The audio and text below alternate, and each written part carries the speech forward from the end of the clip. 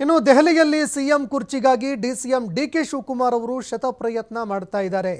ರಾಹುಲ್ ಗಾಂಧಿ ಅವರನ್ನ ಭೇಟಿಯಾಗೋದಕ್ಕೆ ಚಡಪಡಿಸ್ತಾ ಇದ್ದಾರೆ. ಆದರೆ ರಾಹುಲ್ ಗಾಂಧಿ ಅವರನ್ನ ಭೇಟಿಯಾಗೋದಕ್ಕೆ ಅವಕಾಶ ಸಿಗ್ತಾ ಇಲ್ಲ. ನಿನ್ನೆ ಕೂಡ ರಾಹುಲ್ ಗಾಂಧಿ ಅವರನ್ನ ಆಗೋದಕ್ಕೆ ಪ್ರಯತ್ನ ಮಾಡಿದ್ರು. ಆದರೆ ಡಿಸಿಎಂ ಡಿಕೆ ಶಿವಕುಮಾರ್ಗೆ ರಾಹುಲ್ ಗಾಂಧಿ ಅವರು ಸಿಗಲೇ ಇಲ್ಲ.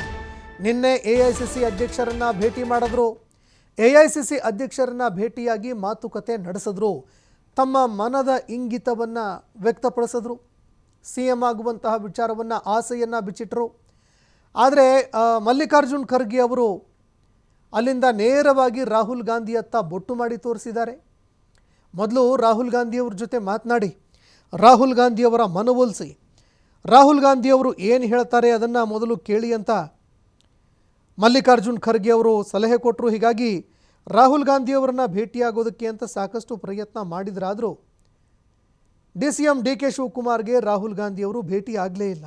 ಹೀಗಾಗಿ ಡಿಸಿಎಂ ಡಿಕೆ ಶಿವಕುಮಾರ್ ಅವರ ಸಿಎಂ ಆಗುವಂತಹ ಆಸೆಗೆ ಮತ್ತೆ ತಣ್ಣೀರೆರಿಸ್ತಾ ಹೈಕಮಾಂಡ್ ಅನ್ನೋ ಪ್ರಶ್ನೆ ಎದುರಾಗ್ತಾ ಇದೆ. ಇನ್ನು ಮತ್ತೊಂದೆಡೆ ಡಿಸಿಎಂ ಡಿಕೆ ಶಿವಕುಮಾರ್ ಅವರ ಆಪ್ತರು ದೆಹಲಿಗೆ ಪರೇಡ್ ನಡೆಸೋದಕ್ಕೂ ಕೂಡ ಮುಂದಾಗ್ತಾ ಇದ್ದಾರೆ. ರಾಹುಲ್ ಗಾಂಧಿ ಅವರನ್ನ ಭೇಟಿಯಾಗಿ ಮಾತುಕತೆ ನಡೆಸುವಂತಹ ಸಾಧ್ಯತೆ ಇದೆ. ಜೊತೆಗೆ ಡಿಸಿಎಂ ಡಿಕೆ ಶಿವಕುಮಾರ್ ಅವರಿಗೂ ಕೂಡ ಒಂದಿಷ್ಟು ಕಾಲದವರೆಗೆ ಅವಕಾಶ ಮಾಡಿಕೊಡಬೇಕು, ಅವರಿಗೂ ಕೂಡ ಸಿಎಂ ಆಗೋದಕ್ಕೆ ಅವಕಾಶ ಮಾಡಿಕೊಡಬೇಕು ಅಂತ ಬೇಡಿಕೆ ಇಡುವಂತಹ ಸಾಧ್ಯತೆ ಇದೆ.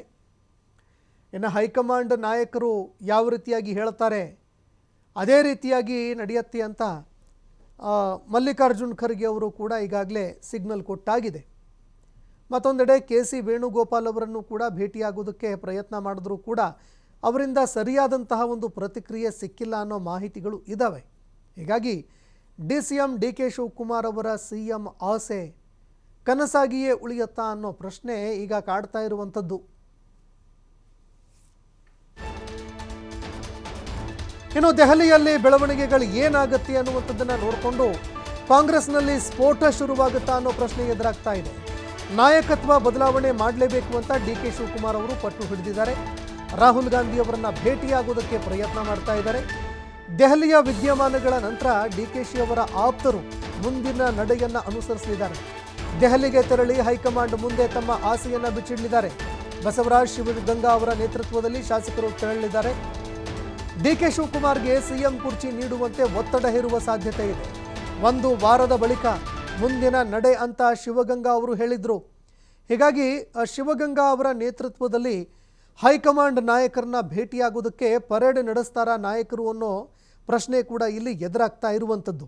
ಹೀಗಾಗಿ ಹೈಕಮಾಂಡ್ ಈಗ ಏನು ನಿರ್ಧಾರ ಕೈಗೊಳ್ಳುತ್ತೆ, ಡಿಕೆ ಶಿವಕುಮಾರ್ ಅವರು ದೆಹಲಿಗೆ ತೆರಳಿದ್ದಾರೆ, ಹೀಗಾಗಿ ಅವರಿಗೇನು ಸಂದೇಶ ರವಾನೆ ಮಾಡ್ತಾರೆ ಅದನ್ನು ನೋಡಿಕೊಂಡು ಮುಂದಿನ ನಡೆ ಅಂತ ಈಗ ಶಿವಗಂಗಾ ಅವರು ಕೂಡ ಹೇಳಿದ್ದಾರೆ. ಹೀಗಾಗಿ ಕಾಂಗ್ರೆಸ್ ಪಕ್ಷದಲ್ಲಿ ಈಗ ಹೈಕಮಾಂಡ್ ನಾಯಕರು ಏನು ನಿರ್ಧಾರ ಕೈಗೊಳ್ತಾರೆ, ಒಂದು ವೇಳೆ ಡಿಕೆ ಶಿವಕುಮಾರ್ಗೆ ಕೊಟ್ಟರೂ ಆಯಿತು, ಕೊಡದೇ ಇದ್ರೂ ಆಯಿತು, ದೆಹಲಿಯಲ್ಲಿ ಆಗುವಂತಹ ಬೆಳವಣಿಗೆಗಳನ್ನು ನೋಡಿಕೊಂಡು ಮುಂದಿನ ನಡೆ ಯಾವ ರೀತಿಯಾಗಿ ಇರಬೇಕು ಅನ್ನುವಂಥದ್ದನ್ನು ಅನುಸರಿಸಲಿದ್ದಾರೆ ನಾಯಕರು. ಹೀಗಾಗಿ ರಾಜ್ಯ ಕಾಂಗ್ರೆಸ್ನಲ್ಲಿ ನಾಯಕರ ನಡುವೆ ಅಸಮಾಧಾನ ಸ್ಫೋಟವಾಗುತ್ತಾ ಅನ್ನುವಂತಹ ವಿಚಾರ ಈಗ ಪ್ರಶ್ನಾರ್ಥಕವಾಗಿ ಕಾಡ್ತಾ ಇರುವಂಥದ್ದು. ಇನ್ನು ಕಾಂಗ್ರೆಸ್ನ ಹೈಕಮಾಂಡ್ ನಾಯಕರ ಒಂದು ನಿರ್ಧಾರ ಏನಾಗಿರುತ್ತೆ, ಡಿಕೆ ಶಿವಕುಮಾರ್ ಅವರ ಬೆಂಬಲಿಗರು ಯಾವ ನಡೆಯನ್ನು ಅನುಸರಿಸ್ತಾರೆ ಕಾದು ನೋಡಬೇಕಾಗತ್ತೆ.